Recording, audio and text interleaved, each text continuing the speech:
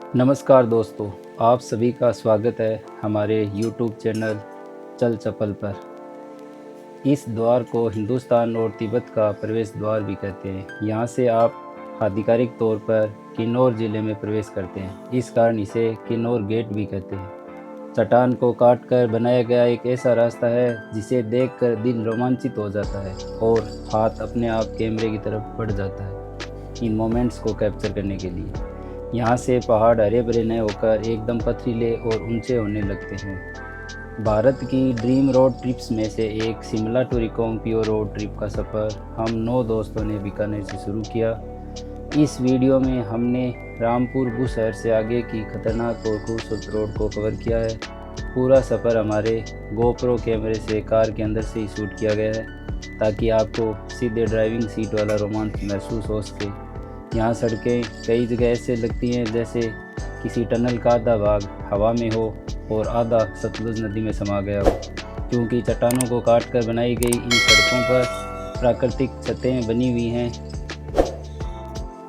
हिमालय जहाँ हर मोड़ एक नई कहानी सुनाता है, हर घाटी प्रकृति की अद्भुत कला का परिचय देती है, हर पहाड़ श्रद्धा, साहस और रोमांच का प्रतीक बनकर खड़ा है। अगर आप भीड़ भाड़ वाले पहाड़ों से दूर असली रोमांच और देवभूमि की अनछुई वादियों को देखना चाहते हैं तो ये रोड ट्रिप आपके लिए ही है। शिमला से टंगलिंग का सफ़र सिर्फ एक रास्ता ही नहीं बल्कि बदलते पहाड़ों, गहरी खाइयों और सतलुज नदी की गर्जना की एक खूबसूरत दास्तान है। टंगलिंग विलेज किन्नौर ज़िले का एक छोटा सा खूबसूरत गांव है जो पवित्र किन्नर कैलाश यात्रा का बेस कैंप भी है। आइए जानते हैं इस सफ़र की पूरी गाइड।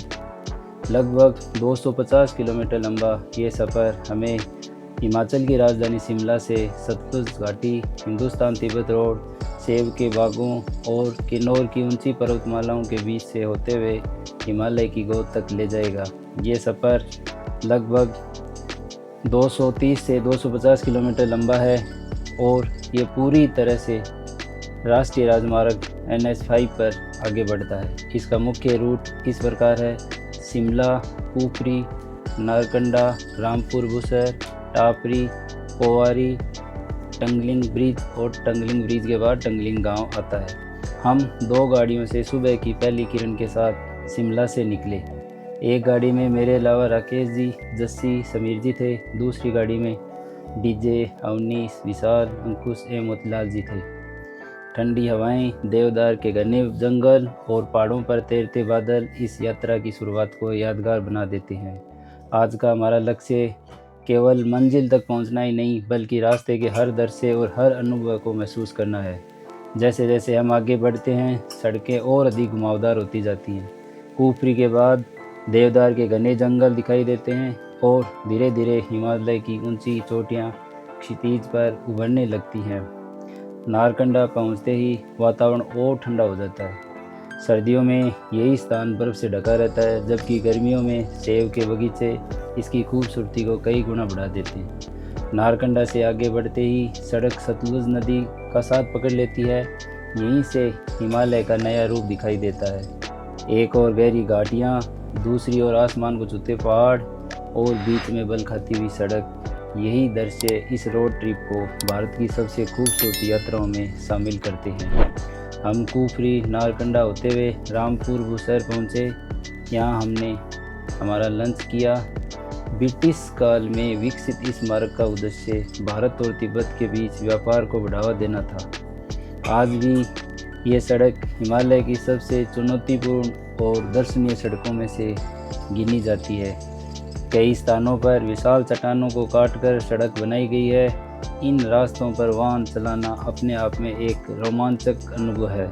सूर्योदय के समय पहाड़ों पर पड़ती सुनहरी रोशनी और शाम को बदलते रंग, इन्हें कैमरे में कैद करना हर ट्रैवल फोटोग्राफर का सपना होता है। जब आप टापरी पार करके पोवरी पहुंचेंगे तो आपको ध्यान रखना होगा, अगर आप सीधे मुख्य हाईवे पे बढ़ते चले गए तो आप रिकांगपिओ या काजा की ओर निकल जाएंगे। टंगलिंग जाने के लिए पोवरी के पास बने पुल से सतलुज नदी को पार करना पड़ता है। नदी के पार करते ही बाईं तरफ एक संकरा और कच्चा रास्ता शुरू होता है जो सीधा टंगलिंग गांव के अंदर ले जाता है। हमारा गंतव्य टंगलिंग गांव है, जहां से शुरू होती है पवित्र किन्नौर कैलाश यात्रा। ये छोटा सा गांव पूरी दुनिया में किन्नौर कैलाश यात्रा के बेस कैंप के रूप में प्रसिद्ध है।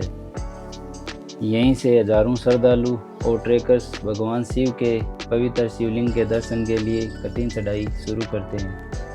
यह हिमाचल प्रदेश की एक ऐसी यात्रा है जिसे केवल एक रोड ट्रिप कहना शायद उचित नहीं होगा। ये प्रकृति, इतिहास, संस्कृति और आस्था का ऐसा संगम है जो जीवन भर याद रहता है। वापसी में यदि समय हो तो रामपुर बुशहर से थोड़ा सा डाइवर्जन लेकर सरहान स्थित भीमा काली मंदिर के दर्शन करने ज़रूर जाएं। ये आपकी रोड ट्रिप में आध्यात्मिक शांति का एक खूबसूरत रंग भर देगा। यह पवित्र मंदिर माँ दुर्गा के 51 शक्तिपीठों में से एक माना जाता है। पौराणिक मान्यताओं के अनुसार यहाँ सती माता के कान गिरे थे। ये बुशहर राजवंश की कुलदेवी का मंदिर है। इसके अलावा इसी सड़क मार्ग से यूलाकांडा मंदिर भी जाया जाता है, जो कि हिमाचल प्रदेश के किन्नौर जिले की रोरा घाटी में लगभग 3895 मीटर यानी 12,778 फीट की ऊंचाई पर स्थित भगवान श्री कृष्ण का प्रसिद्ध मंदिर है। इसे विश्व का सबसे ऊंचा श्री कृष्ण मंदिर माना जाता है। ये मंदिर प्राकृतिक सौंदर्य, आध्यात्मिक वातावरण और रोमांचक ट्रैक के लिए प्रसिद्ध है। स्थानीय मान्यता के अनुसार पांडवों ने अपने अज्ञातवास के दौरान इस स्थान पर पूजा अर्चना की थी। मंदिर के समीप स्थित पवित्र झील यूला झील को अत्यंत पावन माना जाता है। जन्माष्टमी के अवसर पर हजारों श्रद्धालु यहाँ भगवान श्री कृष्ण के दर्शन के लिए पहुँचते हैं। धार्मिक यात्रा के साथ साथ ट्रैकिंग प्रेमियों के लिए भी आकर्षण का केंद्र रहा है। यहाँ पहुँचने के लिए टापरी के पास स्थित यूला खास गांव से लगभग 11-12 किलोमीटर का ट्रैक करना होता है, जिसमें सामान्यतः 6 से 8 घंटे का समय लगता है। इसके अलावा मैं आपको ये भी बताना चाहूँगा कि जब शिमला ब्रिटिश भारत की ग्रीष्मकालीन राजधानी बना, तब अंग्रेज़ों ने तिब्बत तक एक बेहतर सड़क बनाने की आवश्यकता महसूस की।